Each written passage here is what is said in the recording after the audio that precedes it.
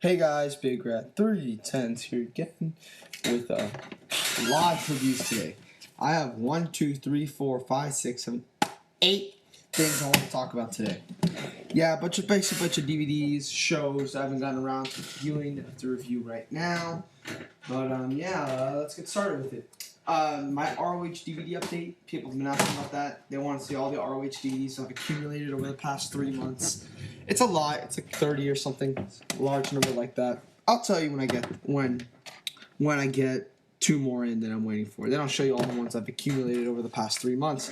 Also, I finally got around to getting Salvation, Bluegrass Brawl, Hate Chapter 2, ROH on HDNet Volume 3. So yeah, those who've been wondering, in the 30% off sale. So those who've been waiting for those reviews. I wanted to see a Bluegrass Brawl first. Call me old school, but I do like seeing the first show of a weekend set. So I wanted to wait till the Bluegrass Brawl came out until I saw all 3 shows.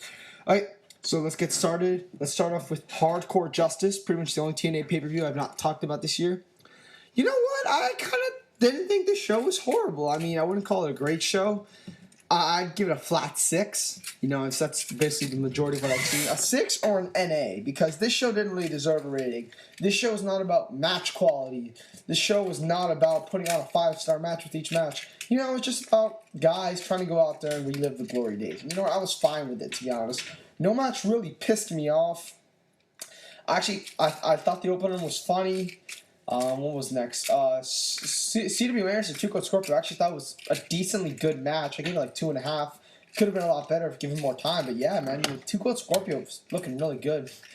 The worst match on the show, in my opinion, was Stevie Richards and PJ Polaco. I just thought it was slow. It was prodding. It didn't give enough time. They didn't really tell as good as stories I wanted them to. It just kind of felt like a bland match. They had a fake Blue Meanie there for no reason, and then I think Sandman came out and popped everybody. That was cool, I guess, but I hated that match. Stars recorded for that. I thought the Team 3D match was enjoyable. You know, it was they were not shooting. People are like saying that they hated the match because they made a mockery of wrestling, but it's not like Shana Jarmel where they made a mockery of wrestling and they actually attempted to put on a wrestling match. These two teams, you know, actually try to have some fun out there, and therefore I guess I didn't hate it as much as others did. I went 2.25. I hated the fucking gangsters beating them up and then hugging them afterwards. That I thought that was a huge spit in the face of the wrestling business. I thought the 3-way again, innocent. Tommy Jr. versus Raven. I've seen some really bad reviews of this match. I thought it was all right. Basically, the same thing I would pretty much give everything else in the show. And the main event I thought was really good. Van Dam and Sabu. I thought they had a really fun match. You know, Sabu didn't botch tonight. Well, I thought that meant he was a changed man until No Surrender came around. And Van Dam was looking good. Honestly, I do agree with people that say this is one of the best matches of his title run, because it was. The only match I thought was better was his match with AJ. And no, not Sting, not the 4-way.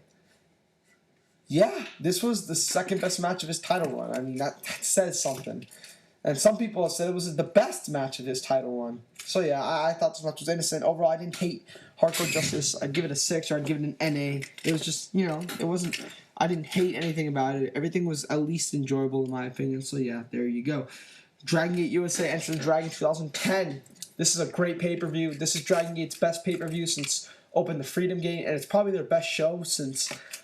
depending on how good the Danielson Shingo match is, it could be their best show since their very first pay-per-view. I'm just being real. But, actually, it's probably their best show since Untouchable. But, yeah, since we did not get Danielson Shingo, I thought the show would suck. But it didn't. It was actually, you know, the 4-way, the reports from people on YouTube said that match was bad. It was just a spot fest. But to our perspective, it was really great. I mean, I didn't think it was great. It was just too short for me. But I've seen really high praise for this match. I'm only giving it 3 3/4, but I've seen people who've gotten 4 or higher, and I guess people complained that they didn't like this match. It was too spotty for them, but I think it came off well. You know, these guys getting themselves over. It was the hottest match of the night with the crowd.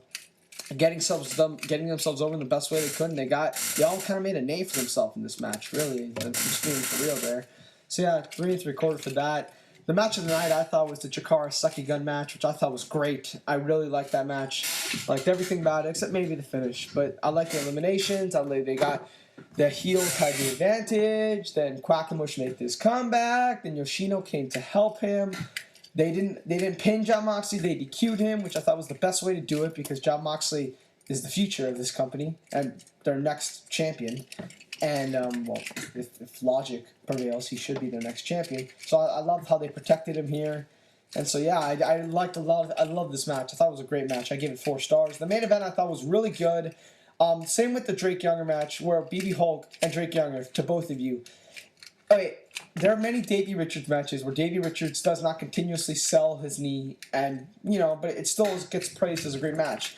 What I don't like is Drake Younger and BB Hulk went out of their way to sell their knee throughout this match. They went out of their way to make sure people knew this is the story, this is psychology, this is what's going on, and then they just fucking forgot about it when they were doing all the cool spots at the end.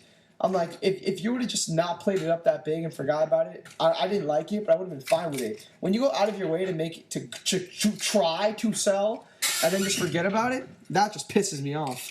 So yeah, that prevented the main event from being great, and I thought it could have been great, even with the botched ending. The Drake Younger match I thought was just all right. I love the Rich Swann, Scott Reed match. I love Broly's interference. I thought the opener was a good opener. I'd give it an 8 out of 10. I do recommend dropping the $15 to purchase the pay-per-view, although I would not buy a pay-per-view because the DVD has the Danielson Shingo match, which is supposedly incredible, so I would just buy the DVD. But, hey, if you don't want to wait and you want to see the pay-per-view, definitely, it's worth the $15. Next, we got Dio. I reviewed this show with Trademark. I never linked it to his review, and I put it on the Revolution channel as well. Go subscribe to my Revolution channel, by the way. It's a channel I made with Trademark69, Take a Fan for Life 1419, Star Season 7, H134, like a year ago. We don't really use it anymore, but I try to post videos on there when I can to keep the channel updated. So yeah, go subscribe to that. But yeah, check out the review. Dio and Expect the Unexpected. Expected an old ROH show. I thought it was a pretty good show. I think it's a little underrated. I thought the last 3 matches were all really good. Just go watch my review for that. And Dio, I've heard people say it's the worst PWG show of the year, and it is, but it's still not bad. I really enjoyed the show. I just had so much fun watching it. I thought the main event was really good. I thought that 6-man tag match, the Color Brothers, Joey Ryan versus Young Bucks and Malachi Jackson, was the best match from everybody in that match all year. Besides, okay, I think the Young Bucks, Motor City Machine Guns, Destination X match was better. But yeah, that match I thought was great. I really, really, really liked that match. The main event I really liked. The women's match I liked. The Scott Lost match was fun. The opener was really fun. So yeah, just so much fun in this show. So yeah, while it probably is their weakest show, it's still not a bad show. So yeah, 7.5. What's next? Evolve 2 and Evolve 3. I haven't really been keeping up the tabs with the Evolve promotion, so I decided to give it a chance here. And I will say that Evolve 2 I did not like that much. Actually, besides Young Lions Cup Night 1 and maybe Anniversary of Zen, I thought Evolve 2 was the worst indie show from Dragon Gate, ROH, Chikara, PWG, or Evolve for that matter, all year. I mean, this show, it has too many matches, but unlike the first show where the matches were 5 minutes or less, there's some matches in here that are actually given a decent amount of time, and this is a little problem with Evolve 3, and I said this before, Evolve can go one or two ways. You can have 10 to 12 matches and have most of them be less than 6 minutes and have the main event be really great. Or you can have 8 matches and give them all time. You can't have 10 matches and give most of them 10 minutes or more. It doesn't work. You're going to overburn your product. You're going to overburn your fan base. That's what happened to me. That's why Evolve 3 was so goddamn hard to sit through, even though the show is a great show, but we'll get to that later. So Evolve 2, nothing spectacular. I thought the main event was really good, but I think it's a little overrated. In my opinion, it wasn't even... Actually, it probably was the match of the night, purely because I thought the 4-way elimination match was too much of a spot fest. That was a huge spot fest. I still really liked it, but it was a ridiculous spot fest. That's why I docked the rating. Jim Jacobs targeting Gargano was fun. Castelli Fish was really fun. Ricochet Chuck Taylor was fun. Good matches, I guess, but still, just not a fun show to sit through, and nothing spectacular. So yeah, Evolve 2, I do not recommend at all. Evolve 3 is awesome. Well, I wouldn't say awesome, but it's great. The main event is great. Chuck Taylor, this match made Chuck Taylor a star in Evolve until Evolve fucked things up at Evolve 5, but I will get to that in a few months. Claudio looked really good here. The Jimmy Jacobs, Brad Allen, TJP Colorado matches were both good.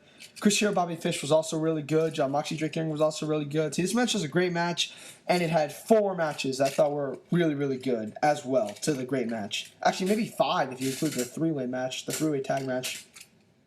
Gargano Ricochet was fun. Callahan Adam Cole was fun. And the 4-way match, Boss Sloppy. Chris Dickinson really got the Evolve crowd to turn on him. He was very sloppy in this match, and the crowd hated him for it. And they even started, they gave him go-away heat. I kind of felt bad for Chris Dickinson in this match. But I still thought the match was decent. You know, everything on this match is really, everything on this show is good. I do really like the show. If you think Evolve sucks and they never put on great shows and all the matches are really short, I would say you're dead wrong and you have to go pick up this show, Evolve 3. Give Evolve a chance with this show. If you had to buy one Evolve show this year, well, that would be Evolve 4, but I haven't seen that show yet.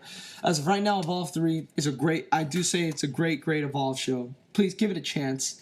Give Evolve a chance. Don't listen to some of the idiots on here who say that the promotion is not great when they haven't seen this show. This show really got me into Evolve. Evolve 2 kind of detracted me from Evolve, but Evolve 3 was a great show.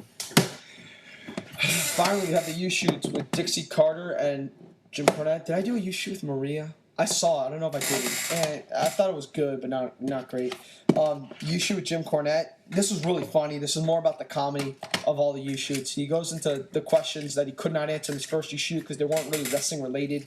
You know, he talks about his favorite drinks, his favorite fast food restaurants, his rants, his anger. Of course, Vince Russo, the boys, drugs, women. It's really, really, really funny. Like, you won't get a lot of wrestling knowledge, although you will. There's some knowledge in this DVD to be told. He goes on a 10-minute rant on Vince Russo at the very end, which was awesome. But yeah, most of it's funny stuff, like the personal life of Jim Cornette, and I thoroughly enjoyed it. I would highly recommend it. I would actually recommend it just as much as I would his other one, because there's many shoots of Jim Cornette where he talks about the wrestling business. You will not find another shoot interview about Jim Cornette like this, where he goes this much in depth into what he personally likes. So that's why I would give this just as high as a recommendation. I give this like 8.5 or a 9. I'm not good at rating shoot interviews, but yeah, pick it up. U-Shoot Jim Cornette, Lost Questions, available on ROHWrestling.com. You can get it off a good sale. And finally, U-Shoot Live with Dixie Carter. God damn. Alright, this issue was short at least. And Dixie is a very nice person. She is a very, very, very nice person. And, you know, as much as people don't want to admit it, she is very attractive. I will admit it. She is a very, very attractive woman. But this woman needs help in the wrestling business is all I can say. It's just so many things that she said were cop-outs and excuses and didn't make sense. Whenever they asked a question on how TNA is similar to WCW, she kept saying, well, I didn't work for WCW, so how would I know? Whenever saying, why is this old guy getting over, she would always say, well, if you look at the minute by minutes, you could see when people are tuning in and when people are tuning out. And let me say right now that using the minute by minutes to determine how good a guy is such a bad philosophy of viewing who's over and who's not. Like, it's an incredibly bad philosophy. There's so many things that go into a minute by minutes ratings diagram that it would take a whole video to explain it.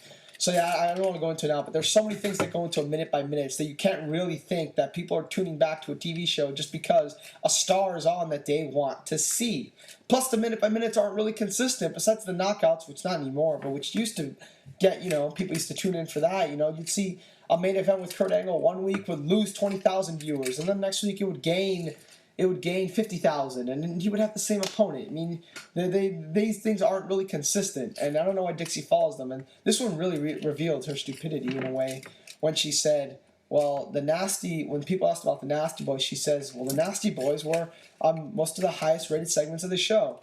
If they're most of the highest rated segments of the show, and you said that you used the minutes by minutes to judge how people stay in the company and who gets pushed, why the fuck are they still not with the company? If they were getting that many viewers and they were that important to the TV show, why the hell are they still not with the company? That is just idiotic logic on her part. Yes, she is a very nice girl. Yeah, she is, I will admit, she is attractive, but God, she has. I saw this interview a few months ago, so I'm sorry if I don't remember a lot of it. I think she thinks too highly of herself and her promotion and her product. And really, I thought some of the questions could be handled better. But yeah, most of the shoot interview was just a bunch of cop-outs. You don't get the truth. If you bought this thing to get the truth, you're dead wrong. And plus, most people find the beginning to be boring. I didn't, but I could see people who did. So really, this is not the Trish interview you want to see. Yeah, Dixie Carter's interview, not really recommended. Jim Cornette, yes, recommended. Evolve 3 recommended. Evolve 2 not recommended. Dio and Expect and Inspector were both good shows. End of the Dragon 2010, get the DVD, and Hardcore Justice, I thought was fun. You might like it. Big Archie 10, I'm out, guys. See ya.